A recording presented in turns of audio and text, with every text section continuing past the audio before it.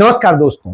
राहुल गांधी ने वह चाल चली है कि नरेंद्र मोदी सरकार हर जगह एक्सपोज हो रही है। नरेंद्र मोदी को अब उनके दोस्त भी एक्सपोज कर रहे हैं और वह लोग भी एक्सपोज कर रहे हैं जिनके साथ वो बड़े जश्न मना रहे थे। नरेंद्र मोदी की हालत यह हो गई है कि अब उनकी नीतियां हो या उनके काम हो, सब देश के सामने आ रहे हैं और ऐसी स्थिति में राहुल गांधी ने जो कहा था वो खुद ब खुद उन्हीं के लोग साबित कर देते हैं। यही तय कर रहा है कि अब नरेंद्र मोदी की सत्ता उखड़ने वाली है। तो सर्जियो गोर जो अमेरिका के राजदूत हैं वो बता देते हैं कि नरेंद्र मोदी बेहद डरपोक आदमी और वो एक चैनल के अखबार के बड़े कार्यक्रम में जो वर्ल्ड लेवल के वर्ल्ड फोरम का कार्यक्रम हो रहा था इन्वेस्टर्स का, उस इकोनॉमिक टाइम्स के उस कार्यक्रम में शामिल होने जाते हैं और वहां पर बता देते हैं कि नरेंद्र मोदी को डर लग रहा था G7 के दौरान प्रेस कॉन्फ्रेंस से। तो उन्होंने रिक्वेस्ट की थी प्रेसिडेंट से, डोनाल्ड ट्रंप से, कि उसमें पत्रकारों के सवाल न लिए जाएं। मुझे ऐन वक्त पर यह याद नहीं रहा और जैसे ही प्रेस कॉन्फ्रेंस में जो बातें कहनी थी प्रेसिडेंट ने कही और उसके बाद में उन्होंने खुद पूछ दिया कि हाँ आपके कोई सवाल हो, तो पत्रकारों ने सवाल शुरू कर दिया और नरेंद्र मोदी की हालत बिगड़ गई। यही बात तो राहुल गांधी लंबे वक्त से कहते आए हैं कि पत्रकारों के साथ में वो 5 मिनट तक सवालों का सामना नहीं कर सकते। आपने कभी सोचा है कि प्रधानमंत्री प्रेस कॉन्फ्रेंस क्यों नहीं करते हैं? फिर मैं भैया उनके साथ कमरे में बैठ गया 5 मिनट और बात समझ आ गई, भाई ये तो जा ही नहीं सकता मीडिया के सामने। The president and I, and he asked me, he goes, what are the Indians going to raise? And we went over some topics. And he said, did they have any asks? And the MEA had one ask. He said, and it was, let's bring in the media, but let's not do a full press conference. No questions. और यह खुलासा कर दिया, यानी कितना कमजोर प्रधानमंत्री। दूसरा, वो ब्रिटेन के प्रधानमंत्री रहे बोरिस जॉनसन, जिनके साथ में वो गुजरात ले गए थे और जो बुलडोजर के साथ उनकी फोटो कराई थी, वो बोरिस जॉनसन वो कहते हैं कि पंडित जवाहरलाल नेहरू एक बहुत मजबूत और बहुत दृढ़ लीडर थे और हमें महारानी ने खुद बताया था कि उन्होंने हमसे स्पष्ट कह दिया था कि रसिया हमारा दोस्त है, हम उसे नहीं छोड़ सकते हैं। उसके अलावा बात की, लेकिन नरेंद्र मोदी तो लगातार डोनाल्ड ट्रंप के इशारे पर नाचते हैं। उनकी यह स्थिति है कि वो उनके आगे हर तरह से झुक जाते हैं। वो जहां नेहरू एक विजन वाले नेता थे और नरेंद्र मोदी उसमें बस हेरफेर करके रह जाते हैं, तो यह सामने आ जाता है। नरेंद्र मोदी के यही सच नहीं सामने आ जाते, यह भी सच सामने आ जाते हैं कि किस तरीके से उन्होंने देश की बर्बादी की है। उन्होंने अपने 10 साल के शासनकाल में, क्योंकि 10 साल तक का ही रिकॉर्ड अभी मिला है, तो 10 साल के शासनकाल में 12 साल से अधिक हो चुका है, 12.5 साल, तो 10 साल के शासनकाल में उन्होंने इस देश को बेरोजगारी में ढकेलने का काम किया है।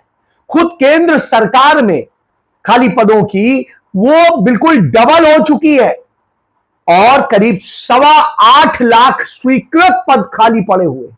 उसके अलावा उन्होंने इस देश में आरक्षण और दूसरी सारी व्यवस्थाएं खत्म करने के लिए, संविधान में तो खत्म नहीं कर पाए, तो इसके लिए इन्होंने साजिश रची और सब आउटसोर्स भर्तियां शुरू कर दी। तो अब देश के तमाम विभागों में 50% के करीब जो भर्तियां हुई हैं वो आउटसोर्स पे हो रही, यानी आउटसोर्स पे जिसको हम चाहेंगे रखेंगे, कोई रिजर्वेशन नहीं, कोई रूल नहीं, और वह व्यक्ति भी गुलाम बन के रहेगा क्योंकि वो सरकार का नौकर नहीं होगा, वो पब्लिक सर्वेंट नहीं होगा, वो तो उस कंपनी का नौकर होगा जो सर्विस प्रोवाइडर है और जो उनकी सप्लाई दे रही। यानी आपको कुछ भी हो जाए, कैसे भी है, आपका कोई मतलब नहीं है सरकार से, आप उस कंपनी के पास जाइए और वो कंपनी आपसे गुलामी करवाएगी जैसा सरकार कहेगी। तो इस तरह से इन्होंने बना दिया है। इसका भी खुलासा हो जाता है, इसका भी खुलासा हो जाता है कि किसानों को किस तरह से इन्होंने बरगलाया है, लूटा है और परेशान किया है। तो वो आंकड़े भी आ जाते हैं कि नरेंद्र मोदी सरकार में जो प्रधानमंत्री फसल बीमा योजना लागू करके कहा गया था हम किसानों के जीवन को सुधारना चाहते हैं, भारत सरकार का हजारों करोड़ रुपया उन्हें पेमेंट कर दिया गया और उसके बाद में उन लोगों से भी पैसा लेकर के उन कंपनियों को, कारपोरेट कंपनियों को दे दिया गया। उन कंपनियों ने उनकी भरपाई नहीं की, बीमा में जो नुकसान की भरपाई होती है वो नहीं की। और ऐसी स्थिति में भारत के 73 लाख से अधिक किसानों ने छोड़ दिया प्रधानमंत्री फसल योजना को। उन्होंने कहा इससे कोई फायदा है ही नहीं, ये तो सरकार फ्रॉड कर रही है, क्योंकि इसके पहले कभी कोई नुकसान होता तो सरकार भरपाई करती थी और आपसे एक पैसा नहीं देती थी। यहां पर आपसे भी पैसा लिया जाता है और सरकार भी देती है। दोनों का योगदान, और वो पैसा किसको जाता है? कारपोरेट कंपनी को, और कारपोरेट कंपनी आपको बीमा नहीं देती है। यहां होता था तो आप प्रोटेस्ट कर देते थे, आप बात रख देते थे और सरकार सुनती थी और उसके बाद में वो गिरदावरी करा करके और आपकी नुकसान की भरपाई करती। तो यह दोनों अंतर है, और बगैर कुछ किए, लेकिन इन्होंने ये किया। इस तरह से कारपोरेट को लाभ दिया, आपका सब छीन लिया। इसके बाद में यह भी आंकड़ा आता है कि भारत का युवा जो पढ़ लिख के घूम रहा है, 9.25 करोड़ युवा वो पढ़ लिख के घूम रहा है, 29-30 साल उसकी उम्र हो रही है, वो कुछ नहीं कर रहा है, ना पढ़ रहा है, ना लिख रहा है, ना ही वो कहीं कोई जॉब कर रहा है, कुछ नहीं। क्यों? उसके पास काम करने के लिए कुछ है ही नहीं। वो बेरोजगारी का दर्द झेल रहा है, कहीं कुछ काम मिल जाए, कहीं किसी स्थिति में आ जाए। तो यह हालत हो गई।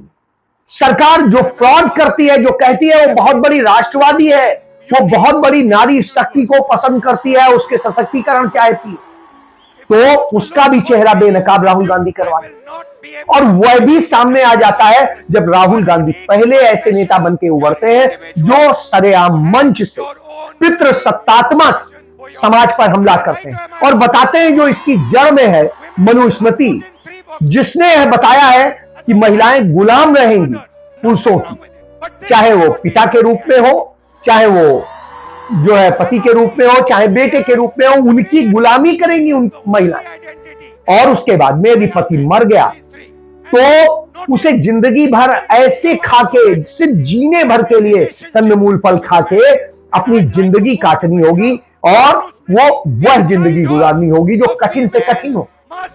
यही नहीं, यह भी बात सामने आ जाती कि पति चाहे जितना व्यभिचारी हो, चाहे जो कुकर्म करता हो, पत्नी को उसकी वफादारी करनी ही पड़ेगी और करनी चाहिए, यह मनुस्मृति कहती है।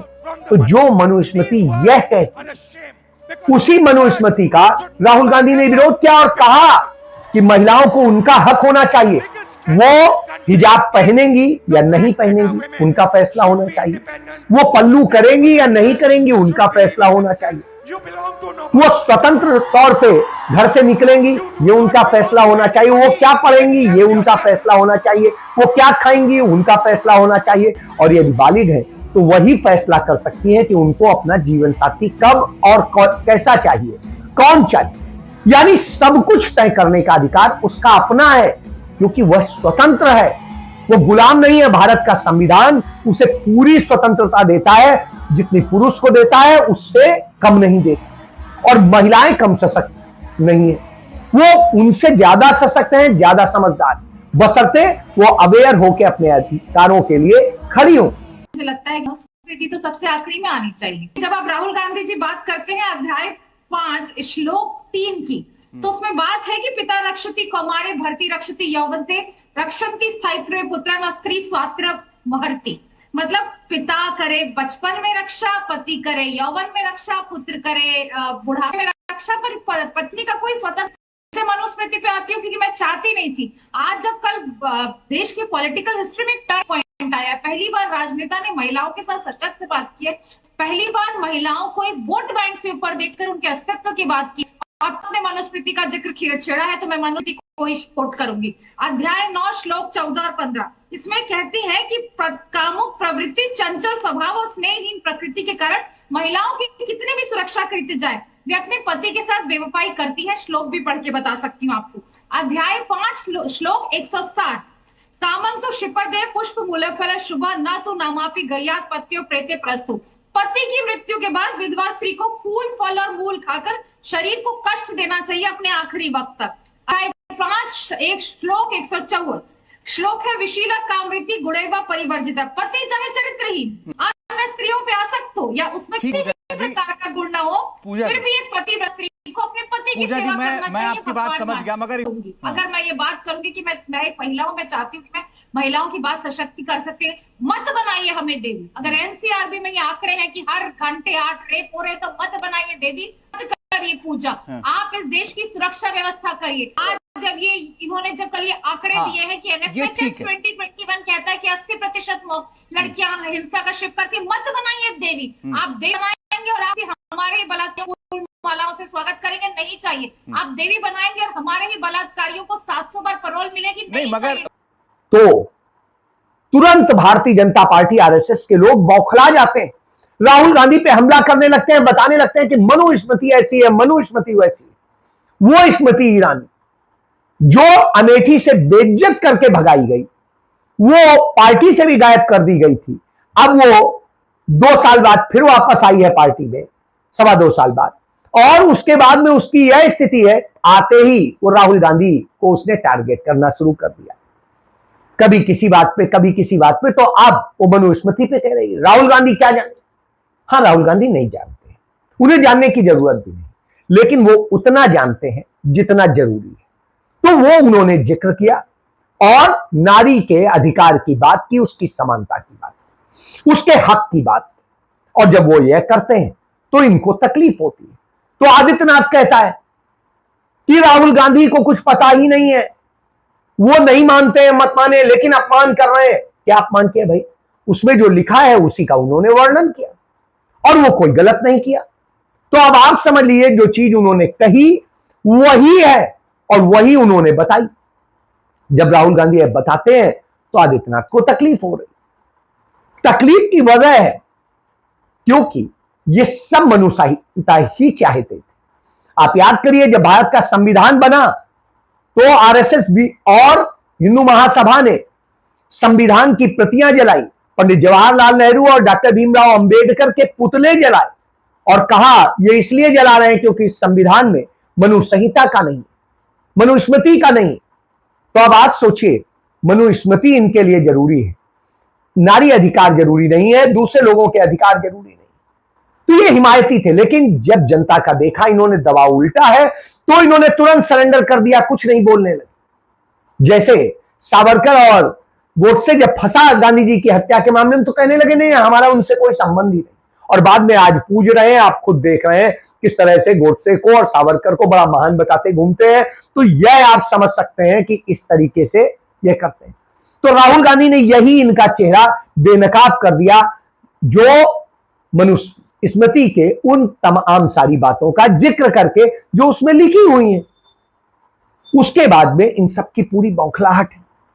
इन्होंने एक खेल खेला कि ये राष्ट्रवादी बनते हैं, बड़ा राष्ट्रवाद जपते हैं। तो राहुल गांधी ने उसी को लेकर छेड़ दिया।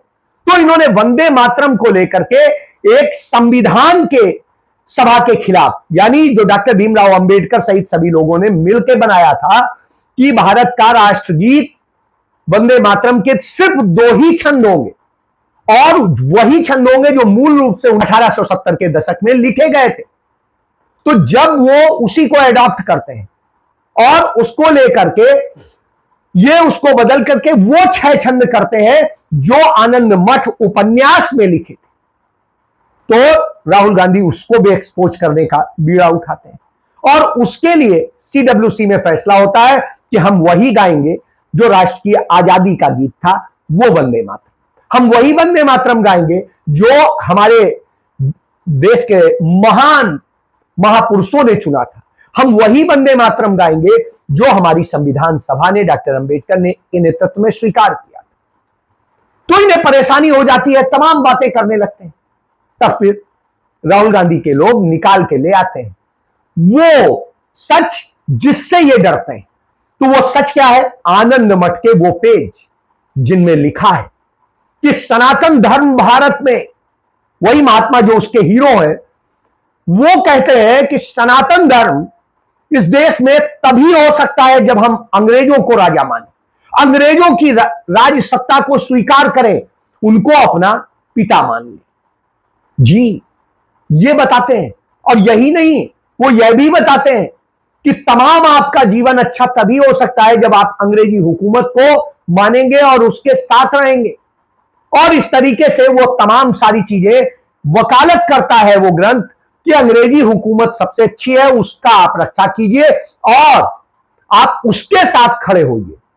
यही बात तो कही जा रही थी कि ये मुखबिरों का गैंग है, ये मुखबिरों को पसंद करता है। क्योंकि बंकिम चंद्र चटर्जी कौन थे? वो अंग्रेजी हुकूमत में वह शख्स थे जो एसडीएम की पोस्ट तक आखिरी में पहुंचे और उनकी पूरी सेवा करते रहे। इसीलिए उन्हें रिटायरमेंट होने के बाद में जो है राय बहादुर की उपाधि दी गई। और इसी तरीके से तमाम और, क्योंकि वो अंग्रेजों के लिए काम कर रहे थे और फूट डालो राज करने वाला काम कर रहे थे। तो राहुल गांधी ने उसको भी एक्सपोज कर दिया इसके जरिए, जो ये वकालत कर रहे हैं कि किस तरीके से ये उन्हीं अंग्रेजों के जो हिमायती लोग थे उन्हीं की बात को वो करना चाहते हैं। इन्होंने देश की आजादी के दौरान स्वतंत्रता संग्राम सेनानियों और क्रांतिकारियों के खिलाफ मुखबिरी की। इन्होंने अंग्रेजों को कहा कि नहीं, तुम भारत छोड़ के मत जाओ। कौन थे वो लोग? वो आरएसएस थी, हिंदू महासभा थी, मुस्लिम लीग थी और वामपंथी दल थे। यही थे जिन्होंने भारत में अंग्रेजों से कहा नहीं, आप जाइए मत, हम आपके साथ हैं। और वो भारत छोड़ो आंदोलन में, गांधी जी के उस आंदोलन में, नेहरू जी के आंदोलन में खड़े नहीं हुए, नहीं लड़े इस देश के लिए। तो यह अपने आप में दिखाता है कि यह कौन लोग। तो यह लोग वही हैं जो देश के लिए नहीं थे, अपने लिए थे। तो ये सारी बातें आज सामने आ जाती हैं। राहुल गांधी इसी बेस पे कह रहे हैं कि पूरा देश जनजी जिस तरह से जाग रहा है और सच को देख रहा है, समझ रहा है, परख रहा है।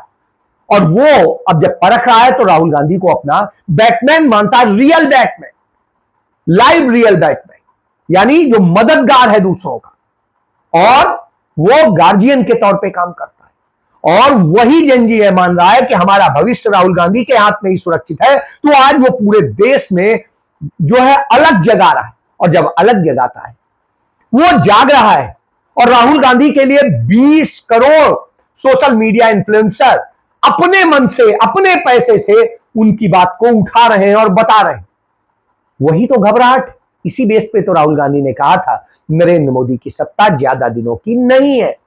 तो इसी आधार पे कहा जा रहा है कि सत्ता उखाड़ फेंकी जाएगी। क्योंकि जब अंग्रेजों की सत्ता उखाड़ फेंकने की बात की गई थी, तब भी यही लोग कहते थे अरे कैसे उखाड़ेंगे, सब कुछ तो उनका है, राजे रजवाड़ी उनके आगे सरेंडर है, तो फिर हम क्या कर लेंगे। लेकिन हुआ वही राहुल गांधी कर रहे हैं। तो अब आप समझ लीजिए, ये जो अंग्रेजों के मुखबिर थे, नौकर थे, उनकी सत्ता भी उखड़ेगी। जय